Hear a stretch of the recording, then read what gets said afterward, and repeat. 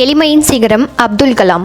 எளிமையிலும் மகத்துவம் அடையலாம் என்பதற்கு உயிரோடு வாழ்ந்த எடுத்துக்காட்டு டாக்டர் ஏபிஜே அப்துல் கலாம். கடலோர கிராமத்தில் ஒரு சாதாரண குடும்பத்தில் பிறந்த சிறுவன் இன்று உலகமே வணங்கும் தலைவர். அவன் அருகில் இருந்தது பெரிய செல்வம் இல்லை, ஆனால் இருந்தது ஒரு பெரிய கனவு. அந்த கனவுகளை நனவாக்கியவர்தான் அப்துல் கலாம். அவர் எப்போதும் சொல்வார், கனவு காணுங்கள், ஆனால் கனவு என்பது நீ தூக்கத்தில் காண்பது அல்ல, உன்னை தூங்க விடாமல் லட்சிய பாதையில் கொண்டு செல்வதே கனவு. இந்த ஒரு சிந்தனை எத்தனை கோடி இளைஞர்களை முன்னேற்ற பாதையில் அழைத்து சென்றது தெரியுமா? இந்தியாவின் விண்வெளி ஆய்வுக்கும் ஏவுகணை வளர்ச்சிக்கும் அணு ஆராய்ச்சிக்கும் அவர் செய்த பங்களிப்பு அளப்பரியது. ஆனால் அதைவிட பெரிய பங்களிப்பு என்ன தெரியுமா? அவர் மாணவர்களின் மனதில் விதைத்த அந்த நம்பிக்கை விதை. எளிமை என்பது அவருடைய உடை, உணவு, வாழ்வு, பேச்சு எல்லாமே. ஆனால் அந்த எளிமைக்குள் மறைந்திருந்தது மிகப்பெரிய மகத்துவம். ஜனாதிபதி மாளிகையின் சிகரத்தை அடைந்த போதும் ஒருபோதும் அந்த எளிமையை அவர் விடவில்லை. அவர் வாழ்ந்த வாழ்க்கையே சொல்லுகிறது, பெரிய வீடு இல்லாமல் பெரிய மனசு வைத்தால் போதும், செல்வம் இல்லாமல்